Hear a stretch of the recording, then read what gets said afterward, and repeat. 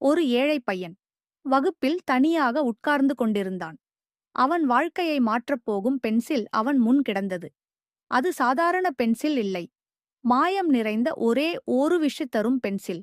ஆர்வமாக அதை எடுத்த பையன் இதனால் என்ன செய்யலாம் என்று யோசித்தான். அந்த இரவு பசித்திருந்த அவன் ஒரு தட்டு உணவை வரைந்தான். அதிசயம்! வரையப்பட்ட சாப்பாடு உண்மையிலேயே அவன் முன் தோன்றியது. அவன் மனத்தில் லட்சம் ஆசைகள். பணம், விளையாட்டுப் பொருட்கள் எல்லாம் கிடைக்கலாம் என நினைத்தான்.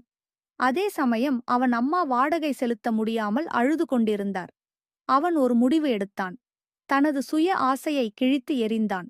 மீதமிருக்கும் ஒரே விஷ் அதை அவன் அம்மாவுக்காக பயன்படுத்தினான். அம்மா சந்தோஷமாக இருக்கட்டும் என்று வரைந்தான்.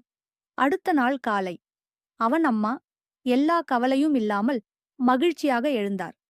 அந்த நொடி மாய பென்சில் தூசியாக மறைந்தது. ஆனால் அந்த பையன் தன் வாழ்க்கையின் மிக அழகான விஷ் ஏற்கெனவே பெற்றுவிட்டான்.